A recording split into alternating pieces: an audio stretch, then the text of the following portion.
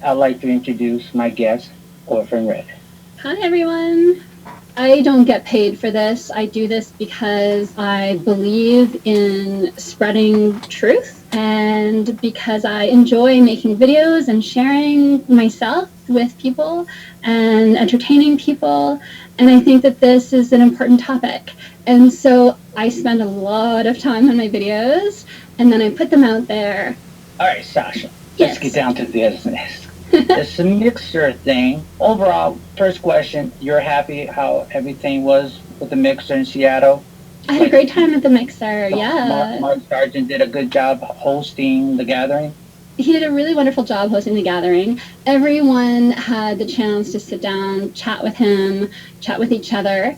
We mingled. It was really, really good. We got to know each other as a community of people. So it was really good. It was special.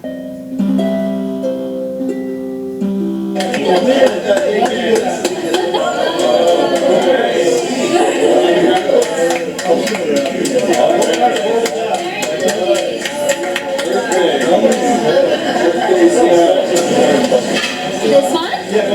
Okay. Thank you. You're welcome. This is what you get. Oh, that's awesome. Oh. I feel like Vanna. Something should be on my lap.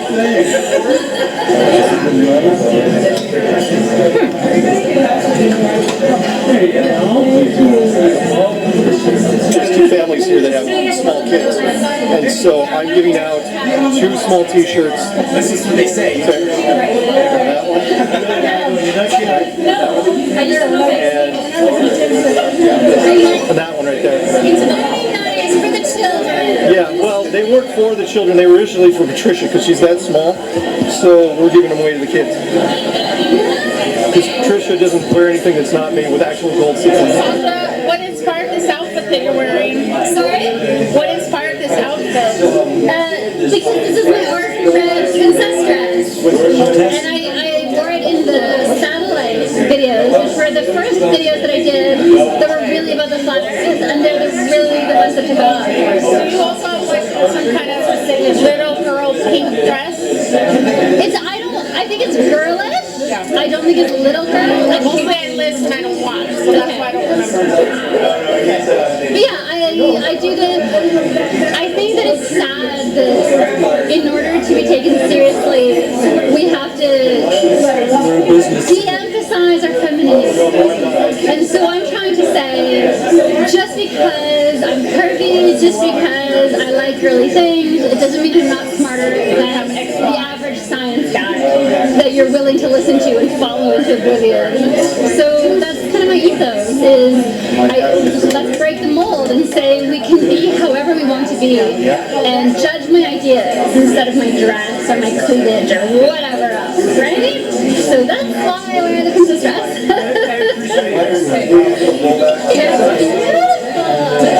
It's 3 nights, full nights, 8 to 10 hours. And it's so boring. And I keep trying to make it less boring. And I keep trying to add different things and different effects. And you have to do it in your speaking. You just speak like you're inside of it. Think so?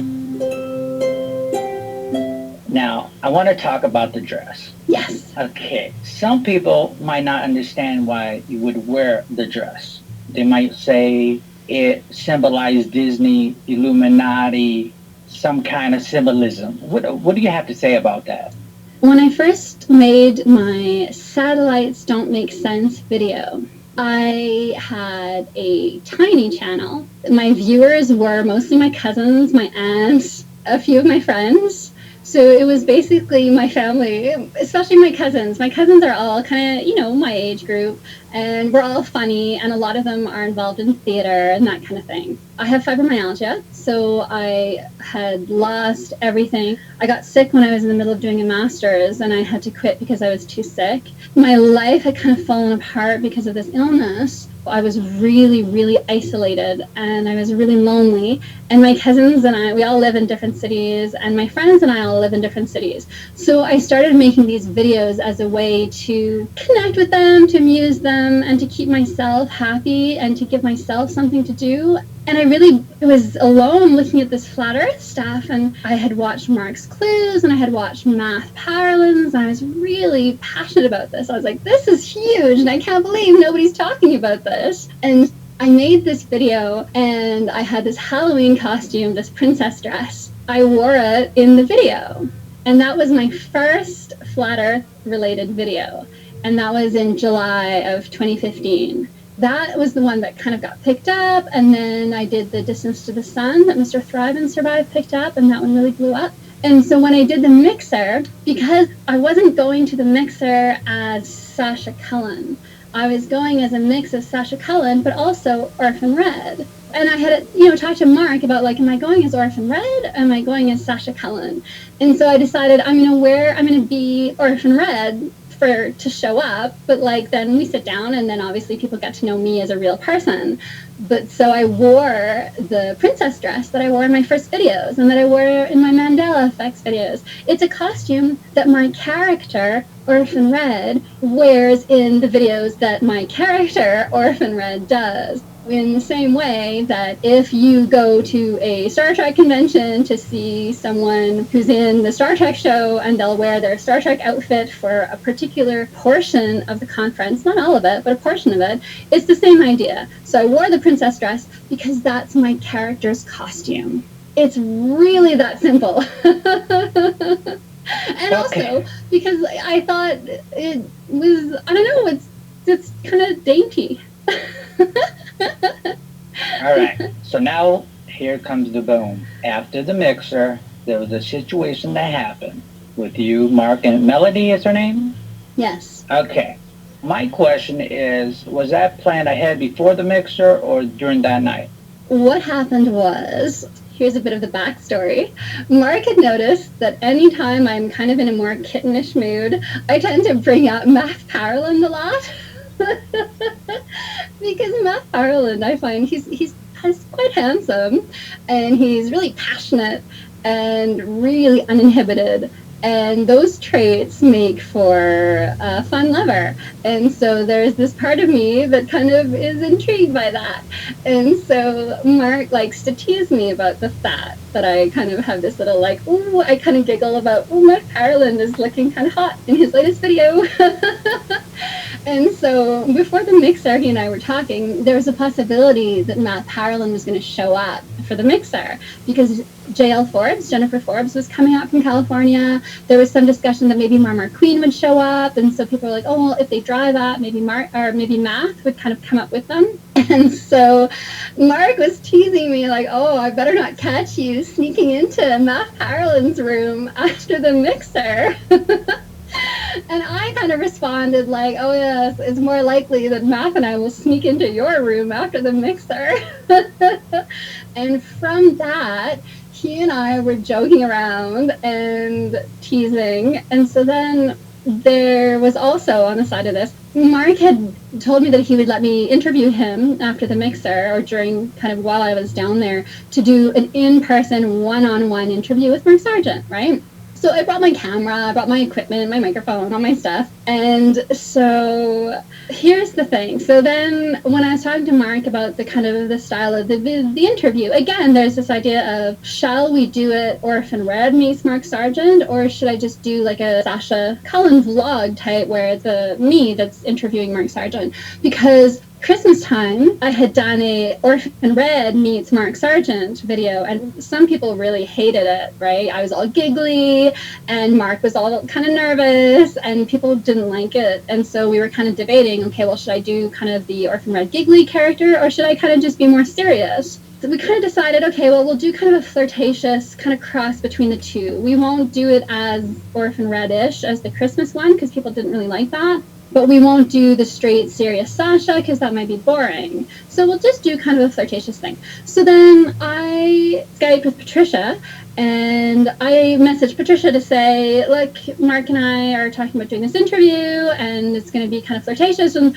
I just want your permission to kind of do a flirtatious video with Mark. So it's going to be, I want your permission to flirt with Mark on screen, right? And so Patricia replied back saying, not only did she give me permission to flirt with Mark on screen, but also if I wanted to, I could hit on him off screen if that was my interest. So she gave me the go-ahead to flirt with him on screen, to flirt with him off screen.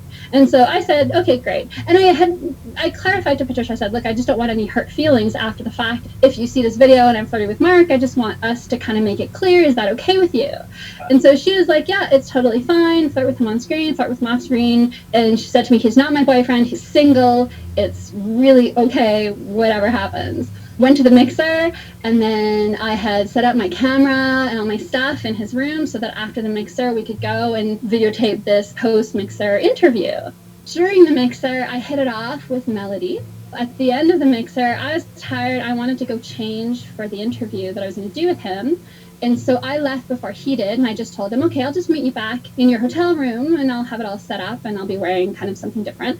Walking back to the hotel with Melody, she and I were getting on really well, and I just said, hey, look, why don't you come have a glass of wine with me, because I have to wait for Mark anyway. We went to Mark's room, we had a glass of wine, I changed, and because I was changing out of my princess dress into a different outfit, so she was like, oh, hey, can I try your Orphan Red princess dress? I was like, yeah, of course, go ahead. Mark walked in the middle of her changing into my princess dress, and so we kind of all sat down, and we were just getting along. Then when I got back to Vancouver, I had photos of Melody with Mark and like the fan pictures where she's posing with him, and we had footage. And Melody, because she's part of the selfie generation, right? So she has all these selfies of her with us. And so we all shared the footage. We just shared everything that we had. And then cute little videos were made and cute little videos were shared, and it was really sweet.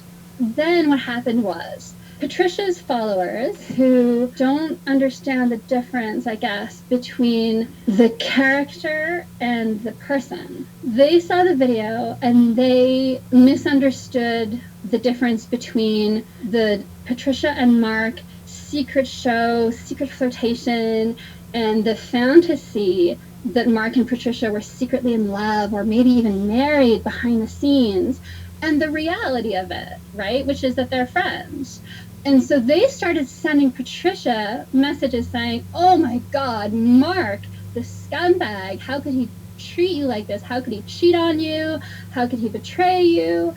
And in that moment, Patricia had a choice. She could have said, look, guys, the whole Patricia Mark thing, we're friends, but like the rest of it is just a fantasy, and it's just for the fun of it, right? That's what the audience likes. They like that love fantasy. But it's not real, and I'm totally okay with this thing, and I gave permission for it. But instead, and there are a couple of reasons for this, so she decided, okay, they want me to be the victim, to be all shocked and outraged, so that's what I'll give them, because as a YouTube content creator, you do kind of want to give your audience a little bit of what they're asking for. So she had a choice, so she chose to give her audience what they wanted. They wanted a victim who was heartbroken and outraged by evil Mark, who was corrupted by the whore Orphan Red. So that's what she gave them. And so none of that was true. None of it was real. I didn't seduce Mark. There was no corruption. Patricia was in no way betrayed. She was in no way shocked. Orphan Red is me taken to the extreme, and then it becomes this kind of fun character that allows me to play and still communicate truth, but to do so in a playful way. Antonio has a playful character where he increases his Spanish accent and he plays kind of a dumb, his Bendy Door video? His Bendy Door video was hilarious. He plays a dumb guy with a heavy Spanish accent, even in his spaghetti video. So would you say that he's fake? No, that's just the Antonio character that he's playing. And then there's the Antonio real life that you see on his fourth wall with Nathan Oakley. So it's not about being fake. It's just about your playfulness is a legitimate way of communicating truth. Let's be honest about Antonio. Anyone who watches Antonio's his videos, his channel, they know he has a specific sense of humor. Anyone who watches Antonio in the fourth wall or the hangouts, they know he has a very specific sense of humor. He plays up the gay thing to confront homophobes. We all know that. He does the kind of gay list as a rebelliousness against homophobia. He says, I'll own it. It's not something to be ashamed of. If you follow Antonio's channel, then the Sexy Stranger song is not that far out of character. it's actually really, it's shocking, but it's funny because it's so shocking. And I think the audience, the people in chat, some of the people in chat, the audience, they're kind of playing a character as well. The audience are playing the character of outrage because if you know Antonio's sense of humor, in one of his fourth wall mechanics video, he got up and rubbed his bum and said something like, "Oh, don't objectify me." He did that in a fourth wall mechanics video. It's disingenuous to pretend that you're shocked by a video of Antonio playing gay.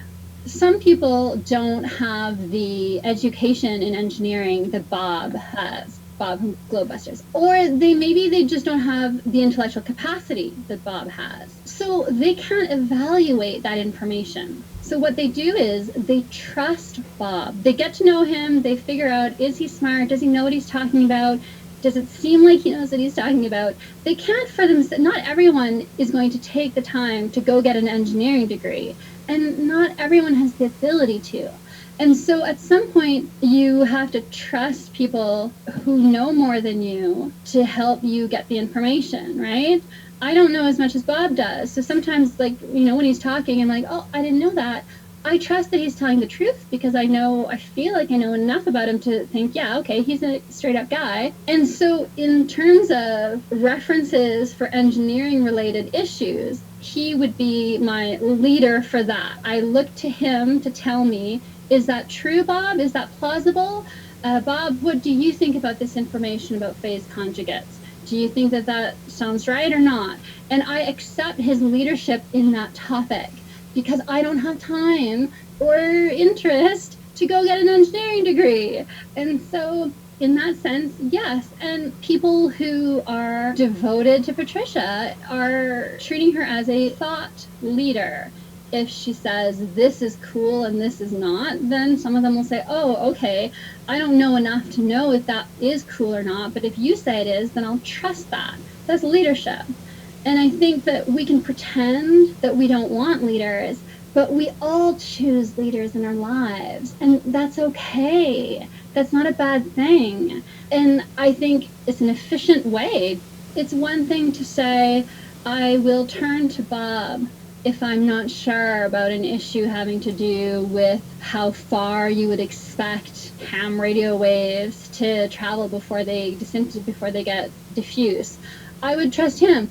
People should start thinking for themselves more than they do. There are some things maybe you can't figure out for yourself, so you're just going to trust someone that you know. But you don't have to trust everything they say.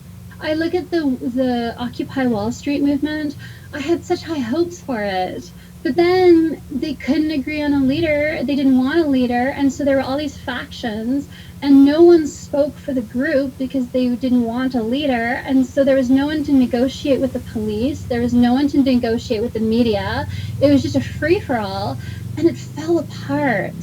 And I think when you look at society that humans create, we do create societies with leaders because there's something about that works. And it doesn't work all the time for all the people. But it does maybe, I'm still thinking about it, but it does seem to work better than no leaders at all. Because when there's no leaders at all, then there's the strongest, most violent person wins.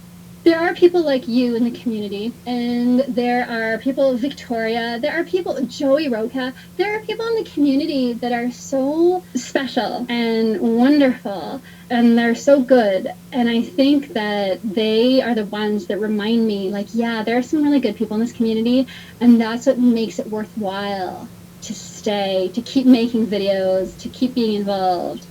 For those people that are, in a way, maybe more like me. And also, I really believe in getting the truth out, and I think that the flat earth topic is growing, and there are going to be new people that are interested in it coming in. I'm going to keep making videos, and I'm going to keep doing my thing. That's why I'm on your show, right? It's that ability to say, I'm interested in truth about the earth, truth about my life, truth about the world in general. And so I think that idea of saying, I may disagree with someone, but I still want to know the truth. I do want to say this. In my videos, I try hard to remember to do this, but I try really hard to not tell people what to think. I try really hard to frame things as a question. So I try to say, here's something that I think doesn't make sense, and I think it shows that the globe model doesn't work. I want to encourage the viewer of the video to think about it and maybe to look into it.